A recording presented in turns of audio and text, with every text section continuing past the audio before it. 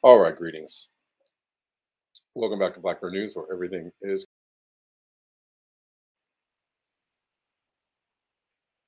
Connect my audio, please. All right. Welcome back. Good to see y'all here. Thanks for hanging out.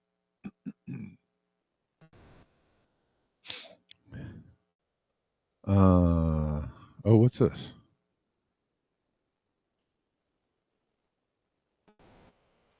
Aerosols emissions over major cities may offer a temporary reprieve from rising heat. Sounds about right. Denver on Rockfin. Welcome back to Blackbird News, where everything is connected. We're live on Rockfin, YouTube, and on Rumble. We got a few things to talk about. Hello to the people. Bella and John on YouTube. People are kind of filing in.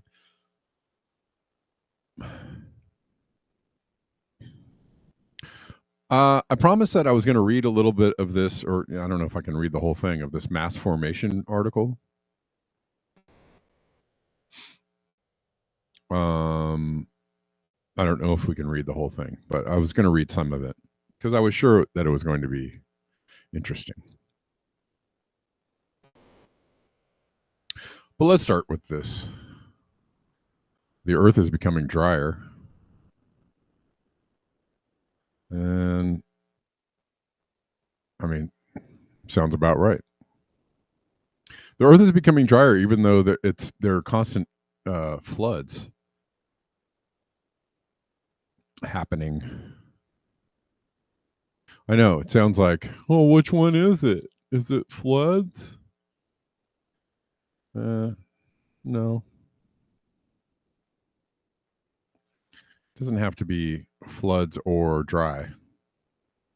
It's called climate change. When what you get with climate change is you get extremes of both cold and hot. For the moment, until it all just goes hot.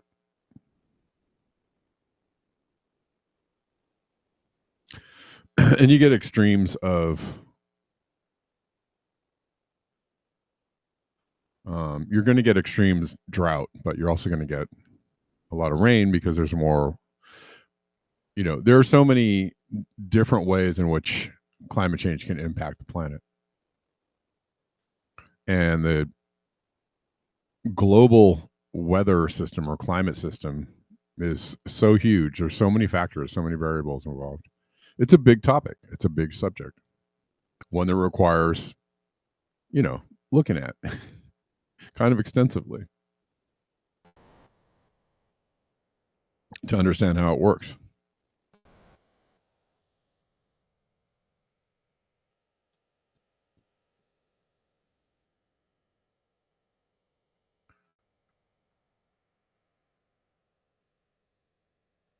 Denver, good question. I mean, I think it has everything to do with that. Mass formation, the parallels between mass formation and political polarization. Both and, says Bella. Yeah. Well, I heard a really good point the other day. I can't remember where I heard it. About the fact that the intelligence agencies, the powers that be, well, they have always used psychological subterfuge as a tool, as a weapon, right? You had COINTELPRO, you have subversion techniques. But somebody said they don't outright, assassinate people anymore. They don't outright murder people anymore. And I was like, maybe not, but they have. I think they have. You can actually. I can think of a few journalists who, what does any more mean? Since the 60s, the 70s, the 80s, the 90s, the 2000s. Like, I can think of Gary Webb. Paul, what was his name? The presidential hopeful whose plane suddenly conked out in the sky. What was his name? Why am I blanking out here? I remember his first name, but not his last name. He was a Minnesota governor. Well, and that was what, 90s? Late 90s? And then more recently, Michael Hastings, who was a journalist, if I'm getting his name right, the guy that was killed in Hollywood, his car ran into a tree. People had questions about that. You could say Seth Rich. So there are political assassinations. They just don't take out, like the big guys anymore. The point they were making was that they don't assassinate. And I don't know how I got on the subject, but politicians, they just blackmail them. They just get them to do their bidding, which seems to be the case. But you can totally assassinate somebody that nobody's looking at real hard, right? Like a journalist, or a smaller player in the game. But look at the Clinton kill list, which is a thing. Plenty of people assassinated over there over the last, couple of decades.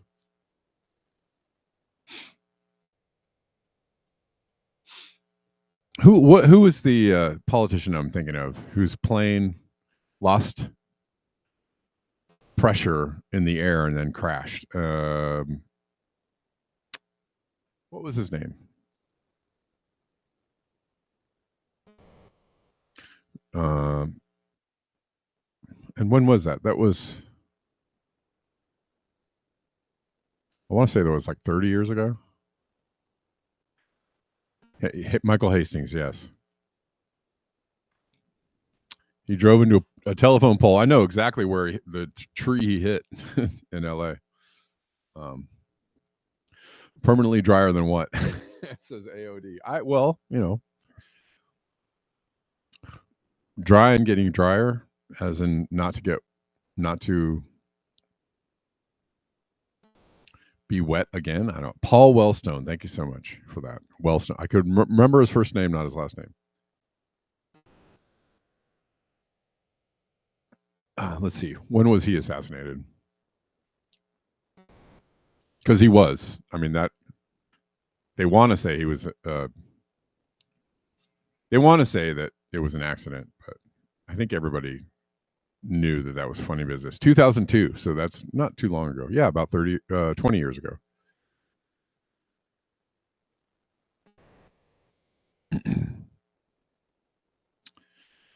Killed in a plane crash. And I'm sure all you guys can give me much more suggestion, lots more suggestions on people who might or might not have been assassinated, politically motivated.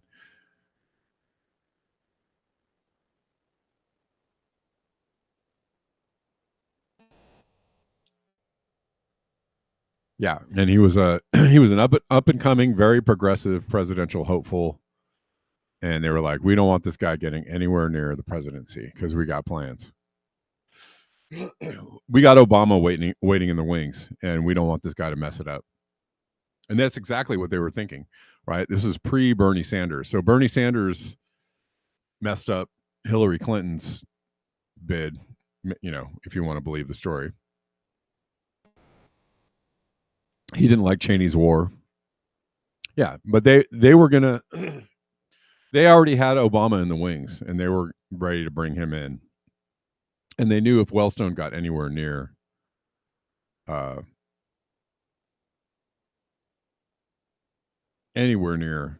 presidency or presidential campaign, he was gonna wreck things. He was gonna wreck the plans. Anyways. Well, let's look at this from Paul Beckwith. More than 3/4 of the Earth's surface has become permanently drier, UN report says. No, okay. Thanks so much.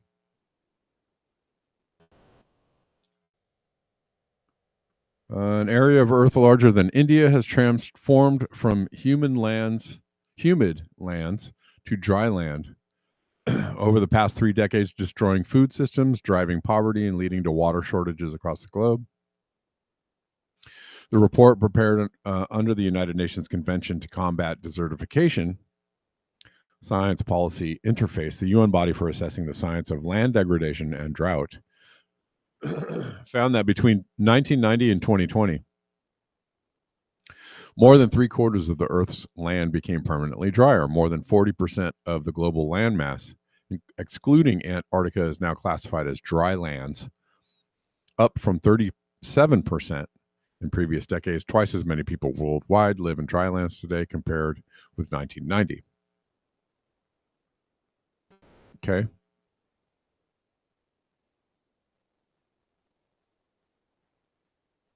Well, it's just a shift in the landscape, which has been pretty well documented. And golly,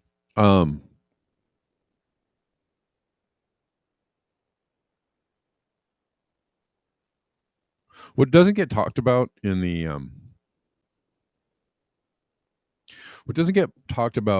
whole subject of migration and immigration and people coming across borders of the U.S. and Europe and it seems to be a big subject that people are glomming onto.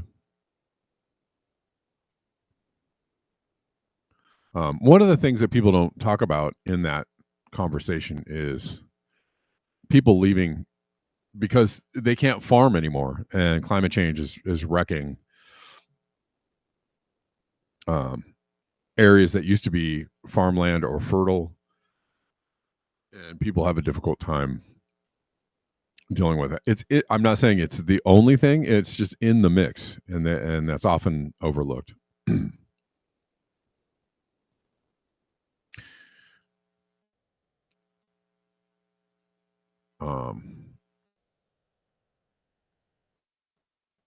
Hold on one second.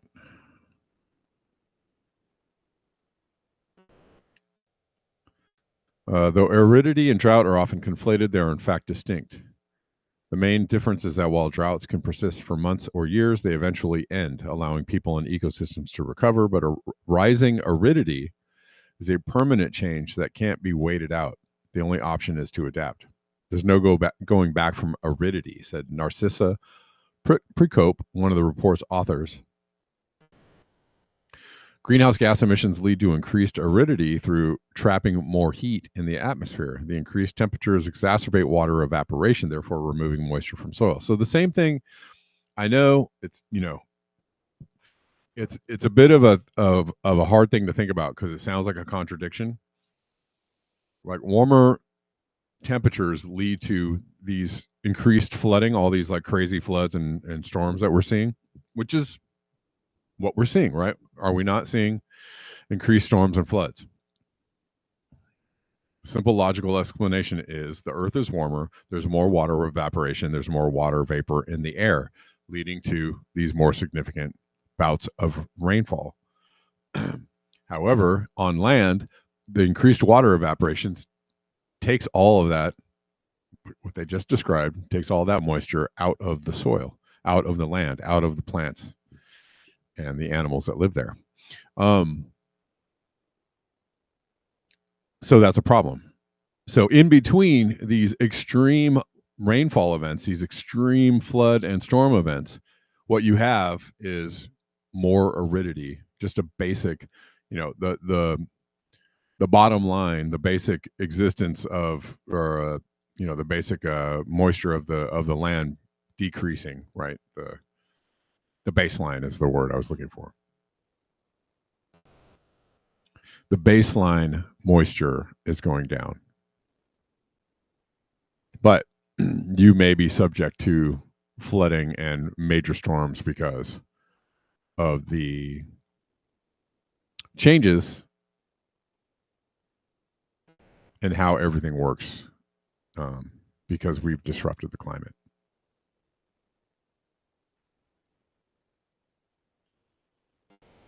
Yeah, and also Syria. Yes, exactly, Shani. That's what happened in Syria. Part of the reason why so many people migrated from Syria is there was an extreme drought there, and there was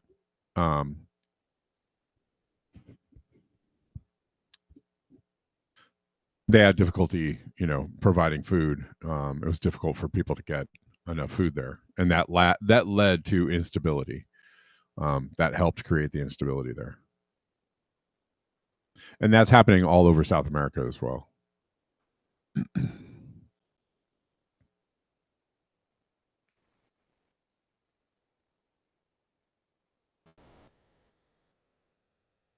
So what? Solar radiation management by hydrogen bomb? Arctic is now emitting more carbon than it absorbs. Yeah, of course.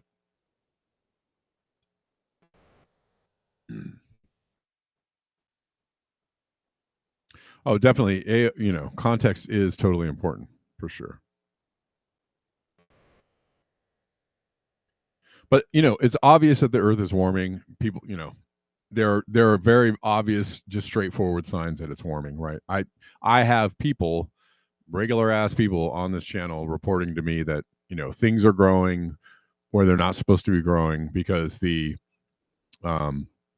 growing areas, the regions, right? They have numbers in the U.S. and elsewhere. The growing regions are shifting, right? Because it's getting warmer. That is fact. That is absolute undeniable fact. Things that are not supposed to be growing, as far north as they are growing are now growing there, right? And it's getting harder to grow things that you used to be able to grow in certain areas, right? They used to be able to grow before because the climate is shifting. That because the climate shifts, it does allow for some areas that couldn't be used as agriculture, to be used as agriculture, but that just depends on the soil, yeah, the landscape, etc.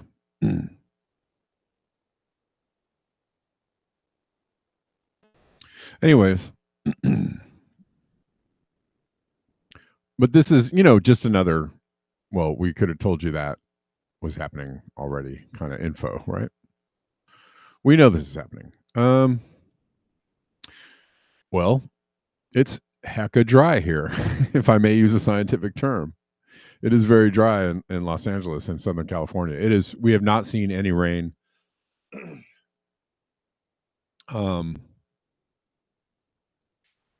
God, hardly at all this winter. I think we had a couple of days of rain, maybe earlier this fall.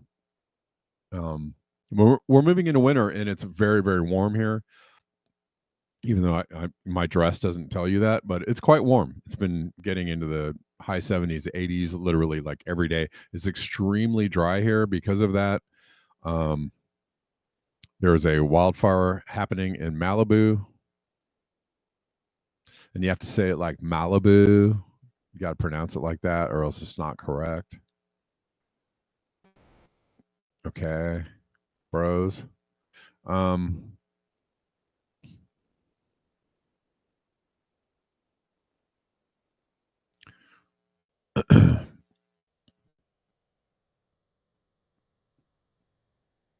This is what it's looking like here. Just footage.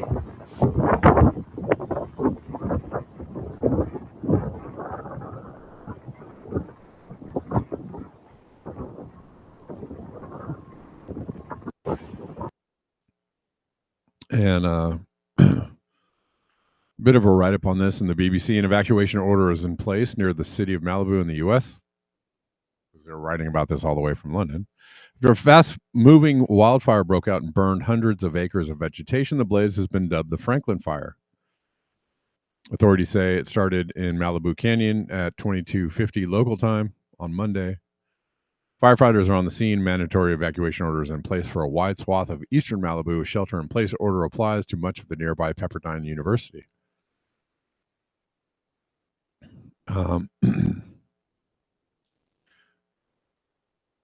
Well, we haven't had much of a fire season as of yet. We've had a few smaller fires, but nothing really devastating, has happened in the last few years. But it is extremely dry. If we don't get precipitation soon, and if temperatures continue to stay warm, I would imagine that we're going to start to see some more fires flare up. And we also have like a wind condition going on in the mountains today, so that's contributing to that as well.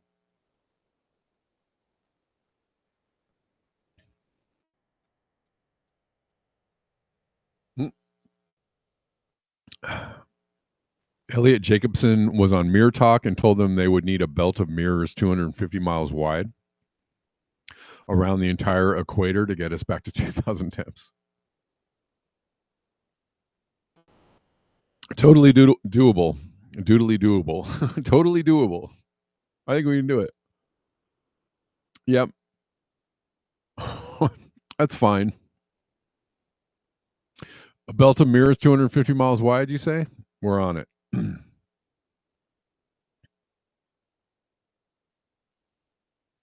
Is India being assassinated? Say what? I don't understand, Gene. What do you mean? Is something going on in India that I haven't seen? But I'm having a hard time keeping up as it is with anything.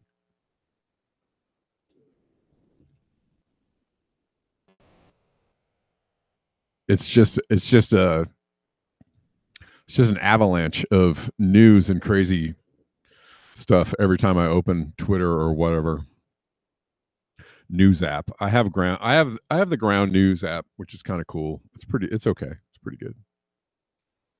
I get a lot of my stuff from there. But yeah, just an avalanche of stories and things to think about. But if there's something happening in India, let me know, because I have no idea.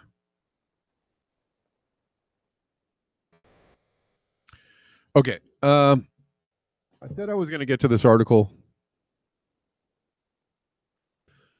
and gosh darn it, I'm going to read a little bit of it. We'll see how far into it we can get. If it seems like something we'll want to keep going with, maybe I'll bring it back tomorrow and we'll read a little more. But this is from the other day, and I wanted to.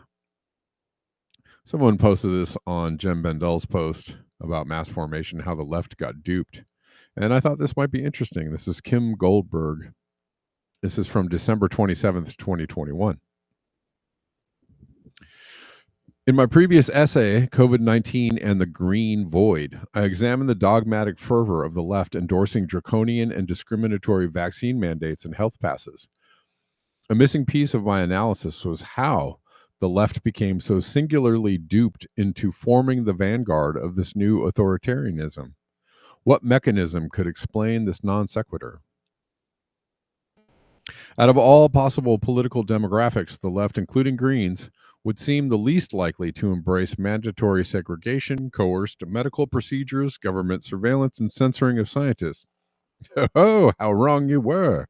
The left would seem the least likely to give pharmaceutical corporations a free pass on multi-billion-dollar investigational injections that are suspected in 9,476 deaths to date in the United States alone, according to the VAERS database for reporting vaccine adverse events. Yeah, you would think they would seem the least likely to embrace corporate propaganda, but they totally did it. An additional 11,045 recipients of COVID vaccines are now permanently disabled with a vaccine link suspected. In total, there have now been more than 700,000 reports of adverse events in the U.S. filed with VAERS in which someone suspects a link to a COVID vaccine. For comparison, the swine flu vaccine of 1976 was pulled from the market after just 10 weeks, in which 25 deaths and 500 cases of Guillain-Barré syndrome were noted, as reported by the Los Angeles Times. Has everybody seen the video, the CBS like little documentary on? It's not a documentary. It was a news story about these vaccines that were pulled. They were pushed, and the whole idea of why they were pushed was fairly fraudulent. And then they were pulled because they were found to be dangerous. And so, that video, that CBS news story got a lot of play during COVID because people were like, okay, so this happened, but now you guys unquestioningly just support the dogma, support the propaganda, and nobody's supposed to question this, and this is totally fine. And if you question it, you're a bad person who must immediately be separated from your job and your social media accounts. Okay.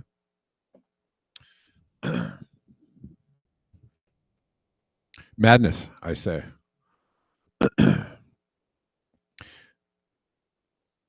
One would expect the left to lead the charge in a consumer protection crusade against a new and still experimental pharmaceutical product with a higher than expected body count.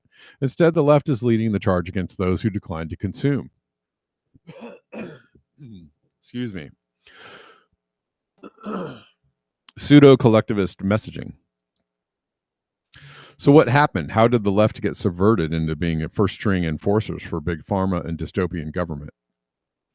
One reason appears to be deliberate targeting of the left with pseudo-collectivist messaging designed to resonate with left sensibilities. My own clarity on this point was handed to me by fellow author W. Aaron Vandiver, a Colorado attorney and wildlife conservationist. Aaron left this insightful comment on my previous essay. The government big pharma public messaging about the virus seems to almost have been designed to appeal to the left-wing sense of empathy that green groups and other activists specialize in. Which, when seen from a certain viewpoint, can make sense, right? If you see it from a certain viewpoint, but if anyways, it got turned up to 11.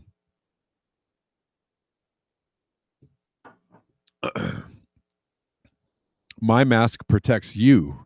Your mask protects me. My shot protects you. Your shot protects me. This collectivist approach has been alluring to the left, as it appears on the surface, to offer a chance to undermine the excessive individualism and greed they have always railed against.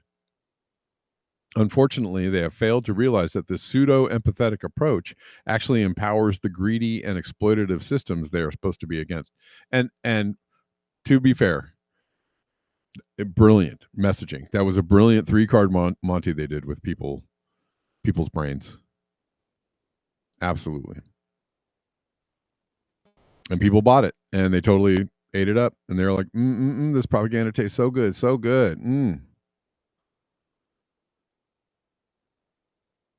The pseudo-empathetic approach actually empowers the greedy and exploitative systems they were supposed to be against and grants the evil, greedy corporations previously unfathomable authority over everyday life.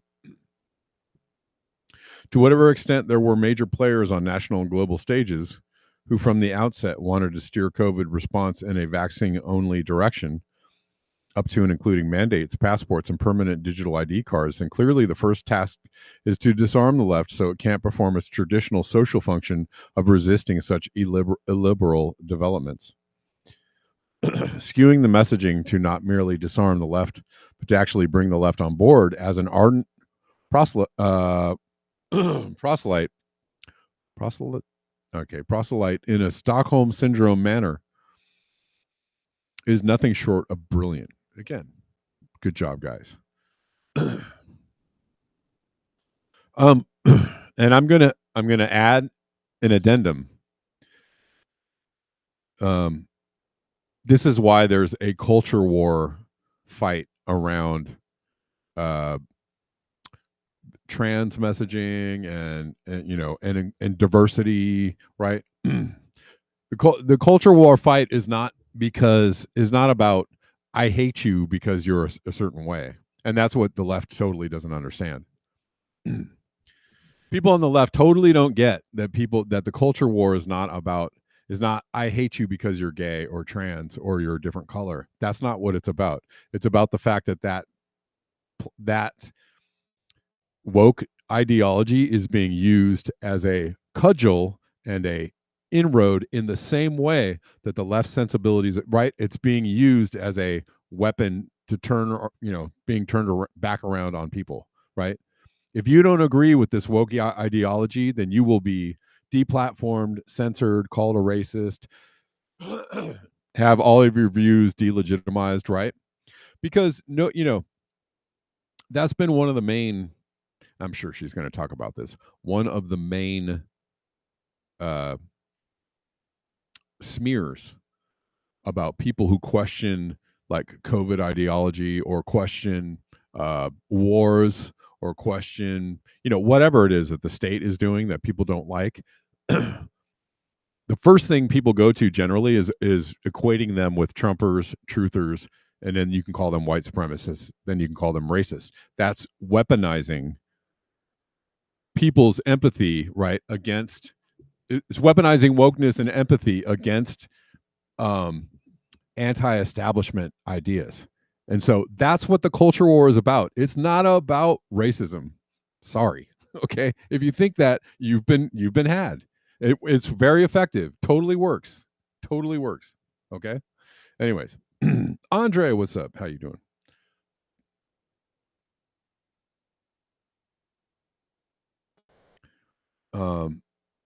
So when you're out on the internet and the interwebs and you're embroiled in the woke, in the culture wars and the anti-woke ideologies, just understand that that's not what it's about. That's not what That's not what people on the right or independent people have problems with woke ideology. That's not because they're racist, not because they're sexist, not because they're bigots. It's because it's being used as a weapon. And they see that.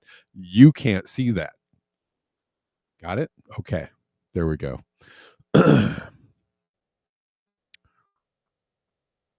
Let's keep going.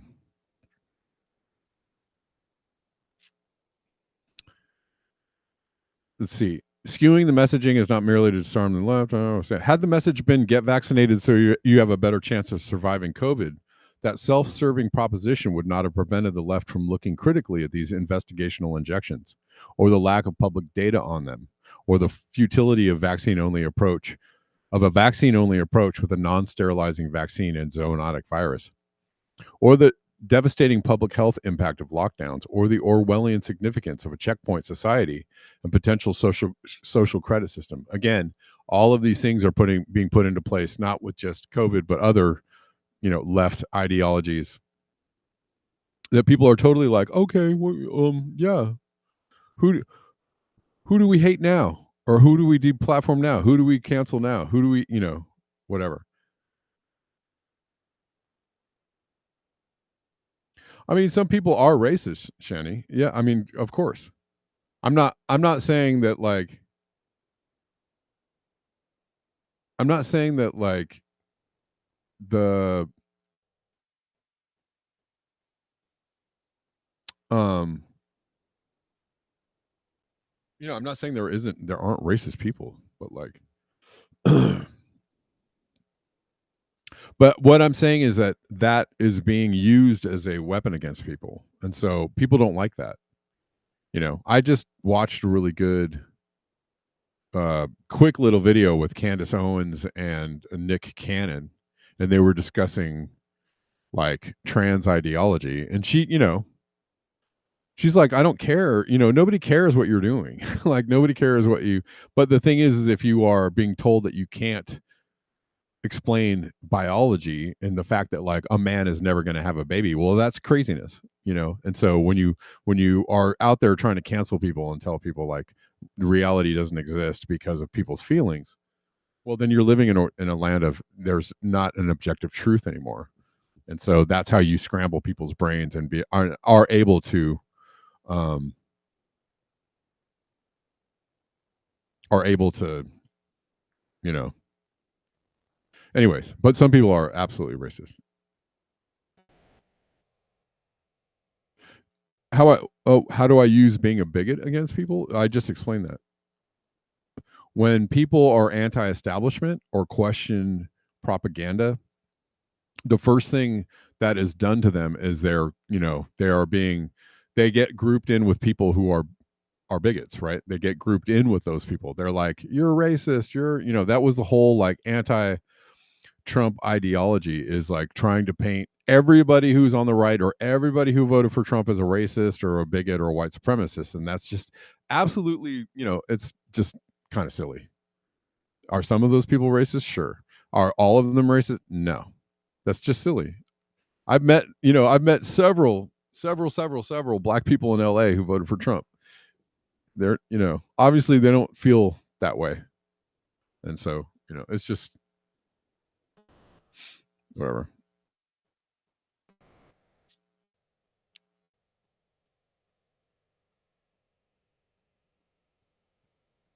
Be nice in the chats, guys, please. Please be nice. Be cool. We're here to support as a collective. We're not here to squab it up in the chats.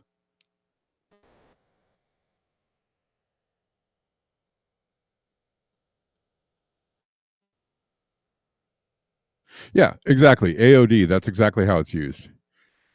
Just call people people who are dissenting, if you call them Nazis or racists or bigots or whatever. It's like here's the craziest thing I've heard. Yeah, Jim Bendel equals Mussolini. Right. Um anyways.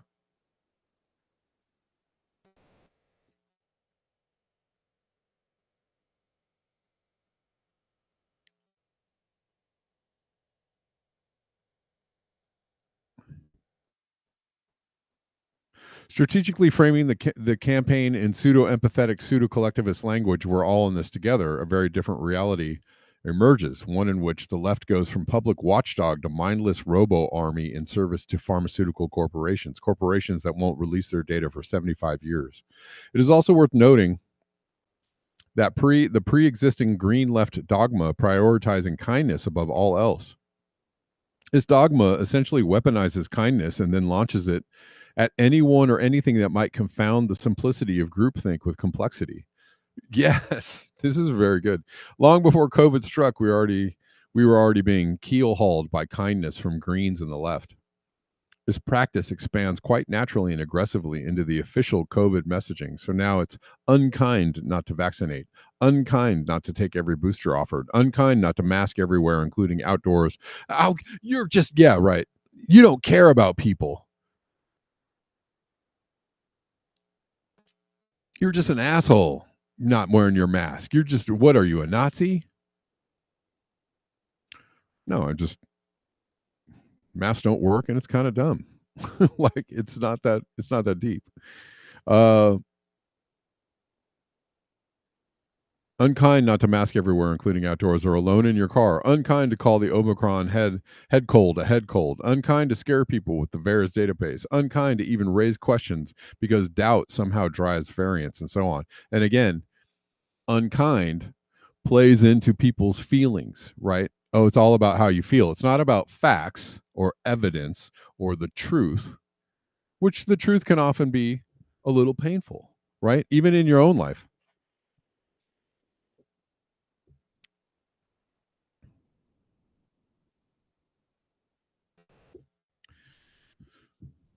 Well, I mean, a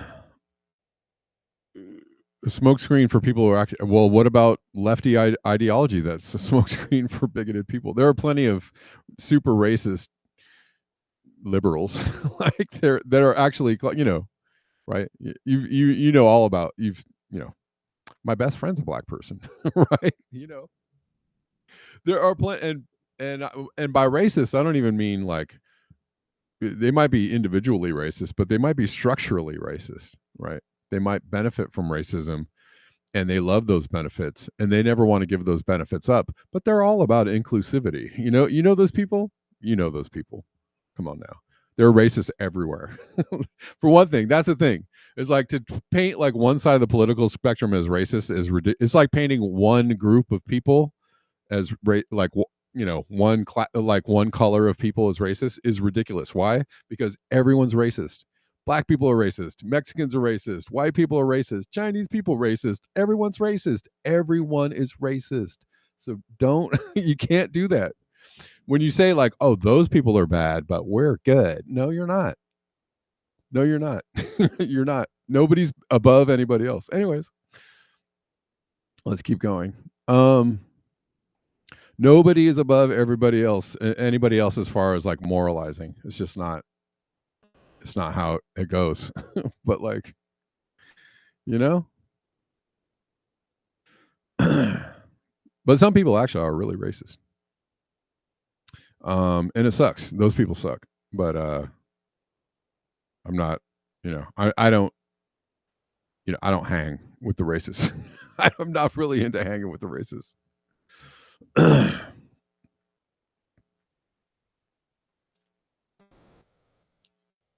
Let's see. Even so, Matthias Desmet and mass formation, even so, something more than a few pseudo-empathetic slogans is needed to lobotomize the entire left. At an institutional and individual level, for that understanding, we must turn to Belgian political side.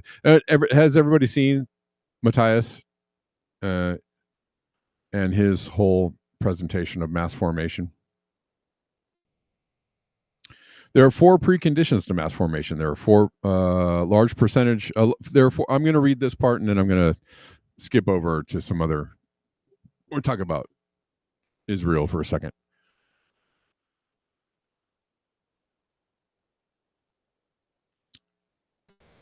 There are 4 preconditions that must exist within the population before mass formation can emerge. Desmet maintains that these 4 preconditions were already present in a modern alienated alienating, stultifying societies prior to COVID. They are a large percentage of the population feels socially isolated and lacks good social connections with other people. A lack of meaning making or sense making prevails for many people. People feel their lives and jobs are meaningless and senseless. A high degree of free floating anxiety exists, anxiety that cannot be connected to a specific object or circumstance. This free floating anxiety is a consequence of the previous two conditions, social isolation and meaninglessness. There is a high degree of frustration and latent aggression in the population arising from free floating anxiety, which in turn arises from the first two conditions. Okay. I'm gonna have to read the rest of this later because it's gonna take too long to deconstruct. But Andre, come on now. You're feeling liberated. Okay. Just keep it communal in the chats, guys, please. I'm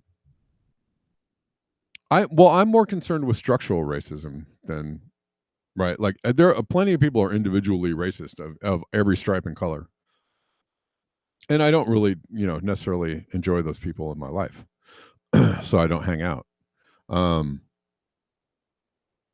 But the structural racism is what does the damage, right? And obviously African Americans absolutely know about structural racism, and it's still there is still plenty of structurally racist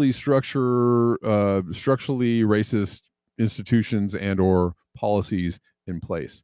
And that's when I'm talking about liberals that benefit from structural racism. There are plenty of those, right? Plenty of that support racist policies and racist structures, but talk inclusivity, the inclusivity game, right? But in behind closed doors, they actually support the benefiting of these racist structures.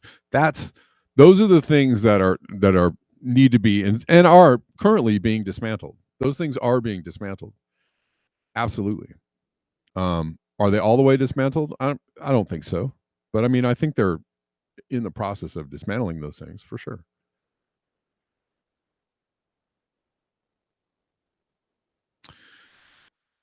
Well, and the other I had a couple of interesting conversations with people over the last few weeks, just random strangers. And for some reason, like the subject of inclusivity seemed to come up a lot. And what some people,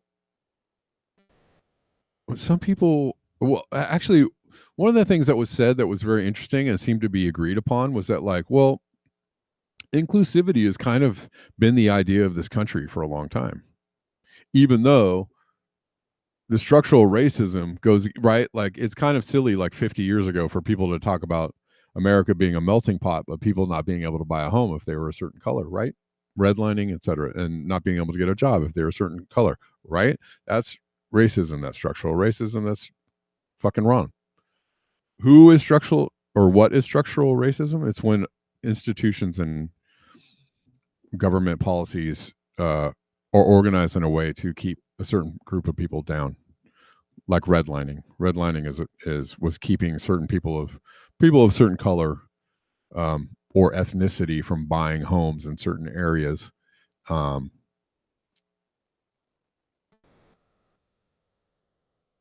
And it goes on, right? Certain people not being able to have jobs. You can include structural sexism in this, right? Women not being able to, for a long time, women not being able to allowed to do certain jobs or be recognized in a certain way or paid this, fair wages, et cetera, et cetera. So there's lots of like structural things that need to be dismantled still. Definitely.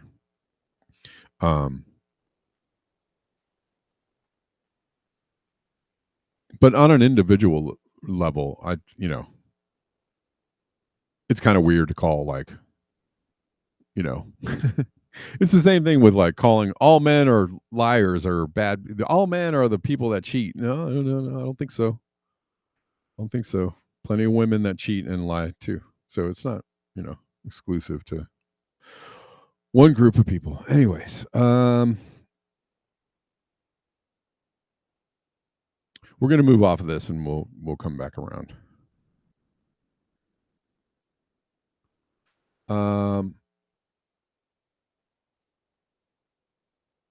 But anyways, I was just, when I was talking to people on a one-on-one kind of casual basis, a lot of,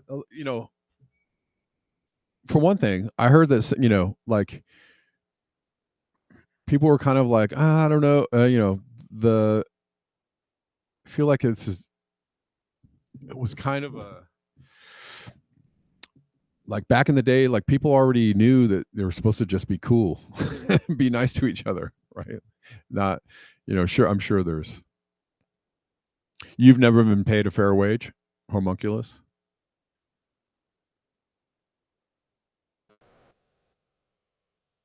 And those things are, those structural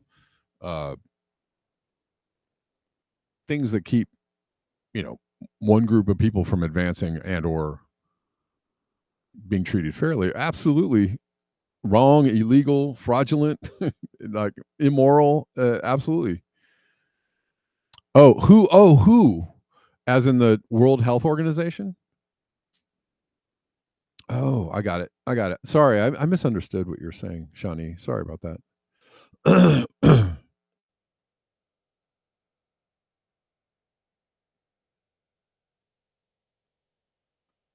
Yes, the WHO is structurally racist. Absolutely. Absolutely.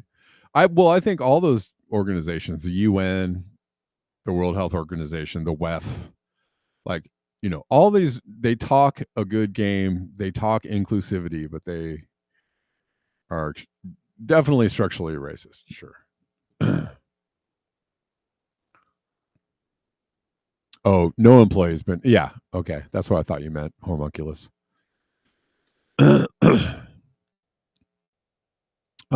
Let's see. Well, I'm going to come back to this article probably tomorrow because this is a good article. This is great. Good stuff. I just had some other stories I wanted to cover. By the way, if you like the show, if you enjoy the show, coming to you Monday through Friday for free 99. You'll like what you get here. You like the conversation. You like the stories that I cover.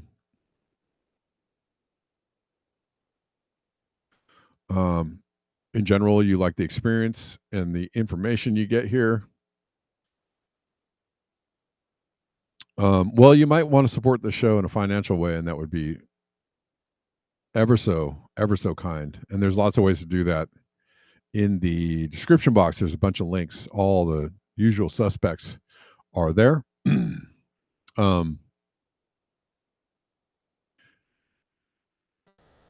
Hey, guys.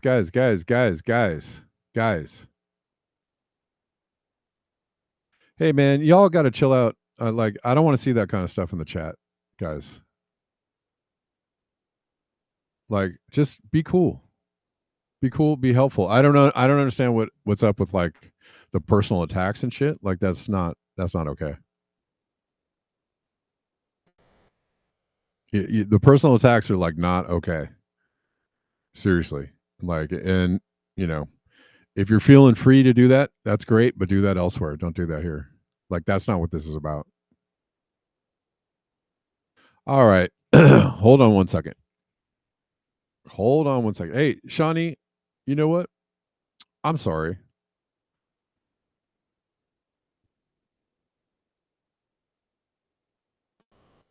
I'm sorry.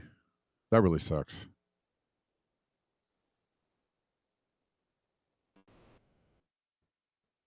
Hold on. What's up? Yeah, well, let's see. All right. Going south. You're on a timeout, brother. Andre, you're on a timeout. If you guys want to make it a permanent block, you can, but like, don't. That's not cool, man. I'm not having that shit. This is not a place for that kind of shit. And if you want to do that kind of stuff, like you can. Yeah, no, they suck. That's really fucked up.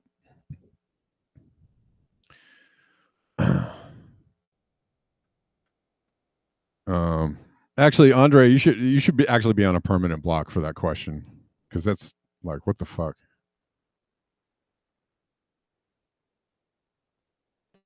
Yeah, no, this is not. That's not like y'all can. There's a place where you can do that. It's just not here. So I don't know. I don't know what to tell you. Like like just don't be a dick, I guess would be a good rule of thumb. Don't be a motherfucking asshole would be another good rule of thumb. If you want to be a motherfucking asshole, just go do it somewhere else. That's just not like whatever. Okay. All right, AOD, take care of your rabbits. That's cool.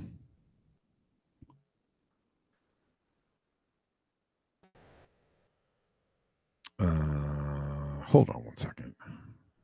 Hold on one second. My bad, y'all. I was here. All right, we'll try and get into the rest of the show.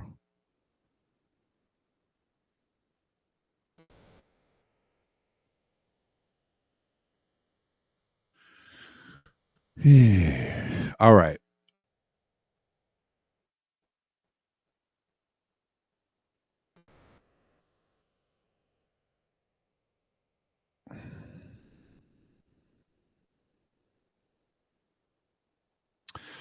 Yeah, Shawnee, I don't know why. I've really not known these people to be super so crazy, but I'm sorry about that.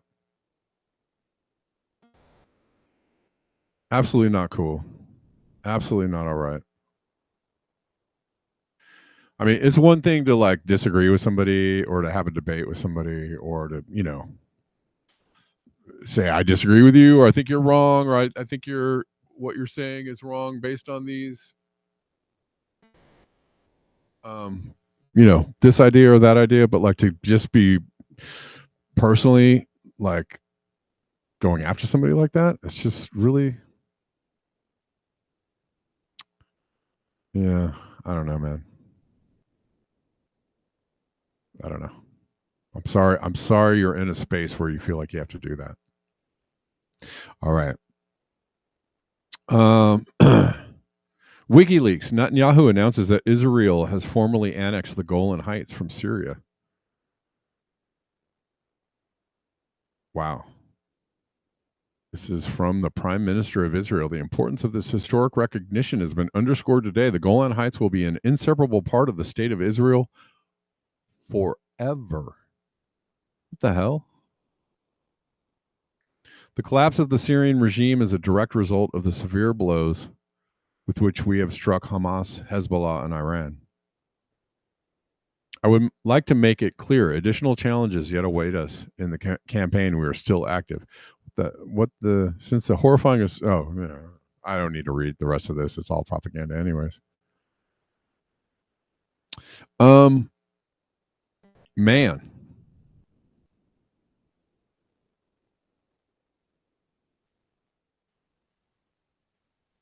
I mean, they're it's just another wrinkle in the story that we've been covering, that they are going forward with the Greater Israel Project.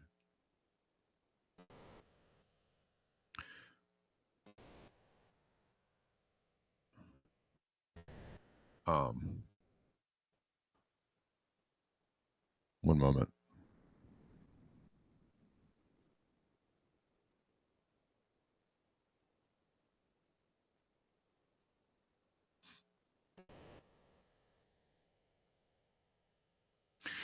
We'll look at this from the BBC. Israel seizes Golan buffer zone after Syrian troops leave positions.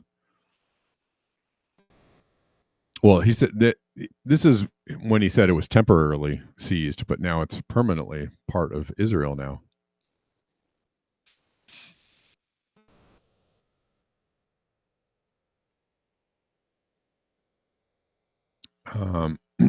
And they came into position after Syrian troops have left their positions.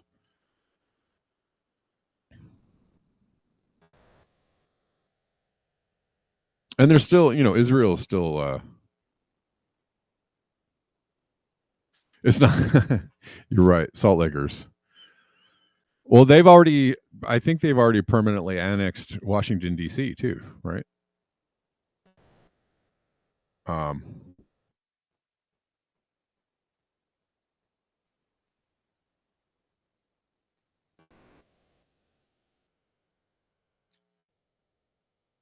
And this would be the Golan Heights right here. If you want a reference for a map, or a map for a reference is what I meant. Exactly.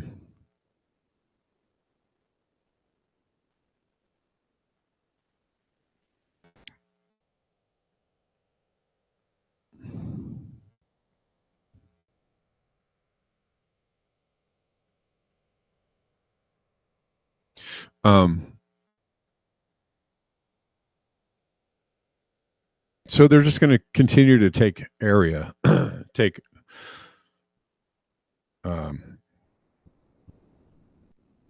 land.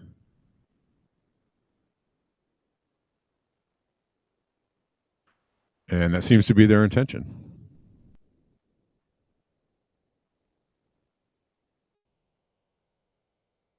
Is to spread their influence far and wide, even if that influence is at the end of a sword.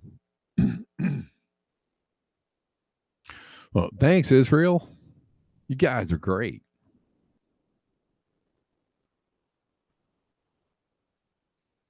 Have you seen that they caught the killer, the United Health CEO? His name is Luigi Mangione.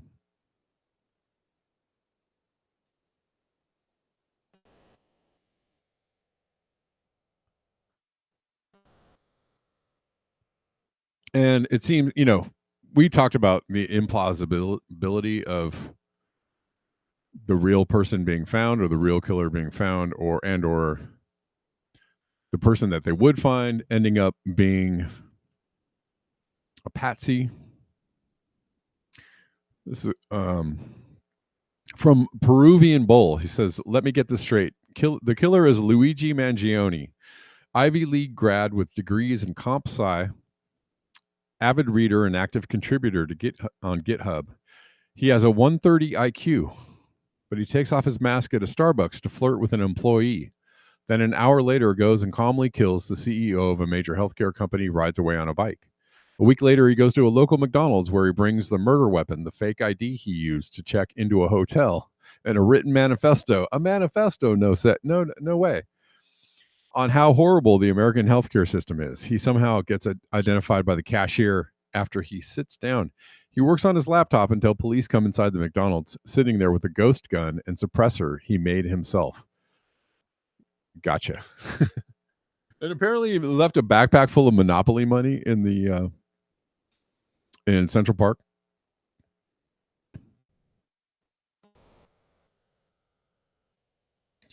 So, yeah, there's problems with the story.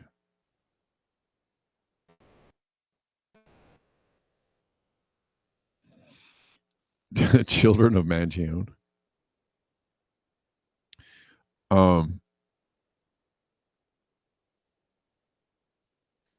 Here's Bill Burr weighing in on the reaction to the slaying of CEO Brian Thompson. Paul, what's going on in New York? We were just talking about it. That CEO got fucking whacked. Oh my God, dude. You know what's funny? I was sitting there reading an article, guy. They go, "Oh my God, he's such a great guy. He had a wife and kids, and he's such a great guy." And then you find out he and the other guys he's working for are getting sued for $121 million for dumping a stock and not letting the other people know. In the lawsuit, he and multiple other United Health executives are accused of offloading something like 15 million shares of stock. It's like, there's your motive. Nancy Pelosi just made $9 million on some shit. Nancy Pelosi's stock trades saw a 65% return last year. This comes as Congress has stalled talks on banning lawmakers from trading stocks. They're gangsters, dude. Fucking gangsters. And then when one of them gets whacked or something, they're like, oh my God, he was such a good guy. It's a dirty game, Paul. Healthcare. Dirty game. It's a dirty game. Paul, what's going on in New York? We were just talking about it. That CEO got fucking whacked. Oh my God, dude. He's just commenting on the fact that they're trying to say he's a good guy. Maybe the black backpack was a gray one and he switched them out. I don't know. Who knows? Maybe.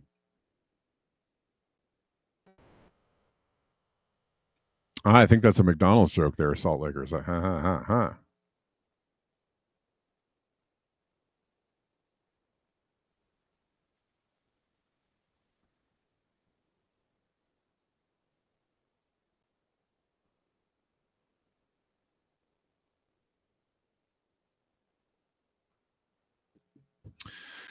He was permanently disabled by botched spinal surgery. Yeah. Oh, here's an okay. Just let's look at this post that I saw. That's just I don't know. Kind of strange. This is from Diamond Eyes Fox. So there seems to be, as usual with these weird things that happen that have some kind of numerology element to them. And this is kind of strange.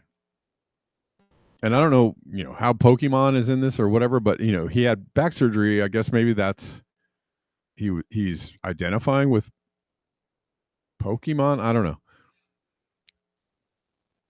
Breloom's Pokedex number is 286. Okay, that's a Pokemon character. Proverbs 28:6 reads, "Better is a poor man who walks in integrity than a rich man who is crooked in his ways."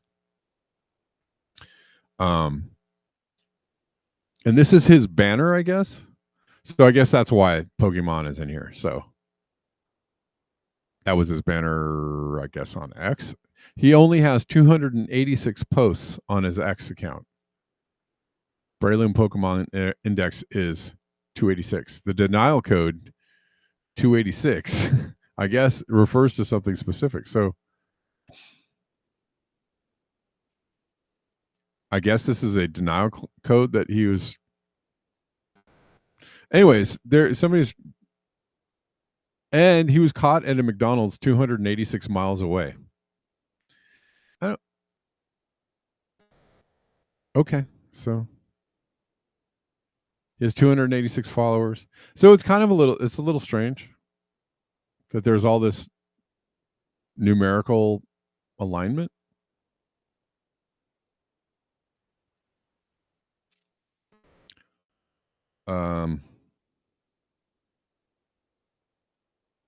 I don't know what's going on here. I'm trying to look for.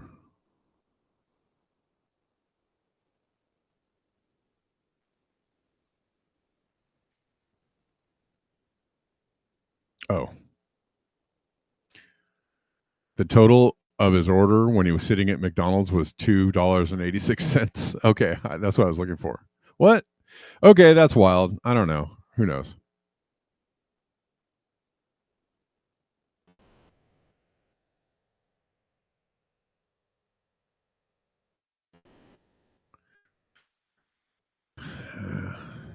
I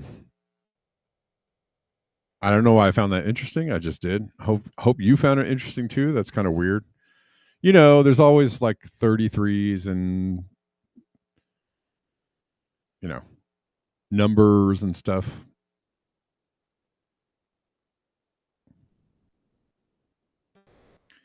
I'm trying, Bella. I'm trying. Hold on. Sorry about the. I'm sorry. It's hard for me to monitor all these platforms all at the same time.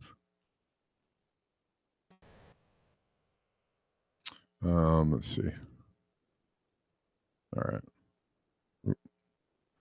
Hold on. All right. Yeah, going south. Like, look, man. Take a break, dude. Unless you want to just be blocked permanently, which I don't think you want to be. but like, just take a break, bro.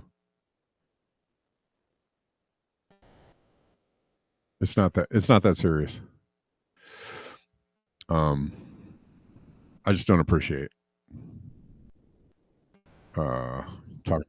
I don't appreciate y'all talking to people like the way I already said that. And apparently he used his credit card. I know.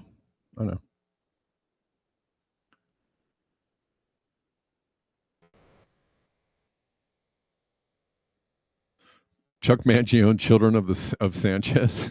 Okay.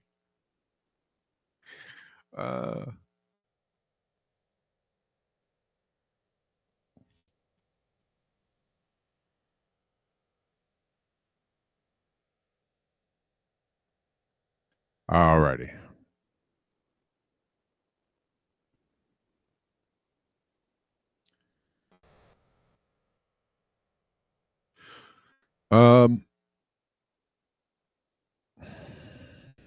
So how is it possible that all those numbers could be appearing? And what does that even mean? Like, he didn't generate all those numbers, did he?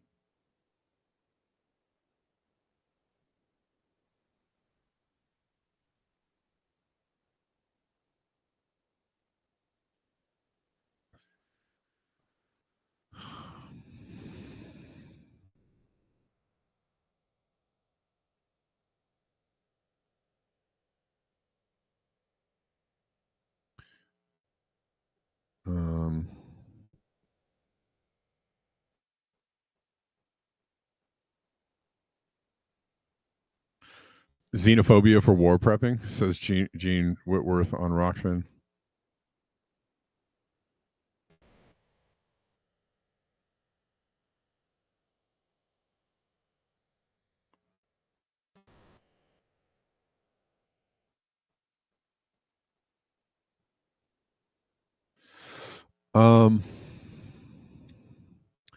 Apparently the McDonald's employee turned him. It's a weird story. It's definitely a weird story. It doesn't really make a lot of sense. I can tell you that much. But did you expect it to?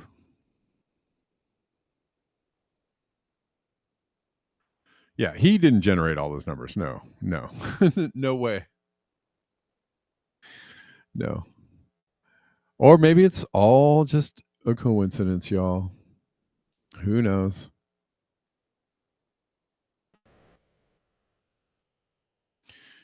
I think that's all I can really talk about today, guys. I got to take off. The show has already run a little bit long.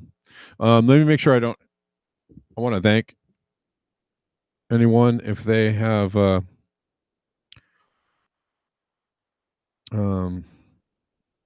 contributed to the show today. Don't think I have anything as of yet. Anyways, but thanks, guys. Oh, I'm like $3 away from getting paid out on YouTube. If somebody wants to drop me like a $5 super chat, that would be really awesome, because if I could get paid out on YouTube, that'd be pretty cool.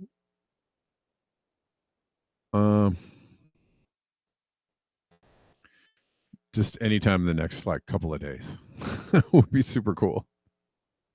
You made your first album on a 286, Bella? Okay.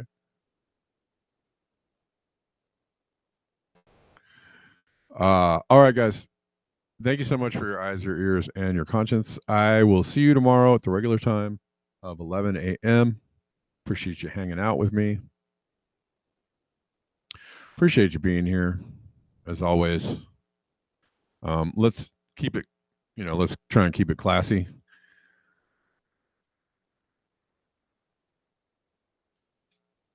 At all times. And all that kind of good stuff. All right, guys. Until tomorrow.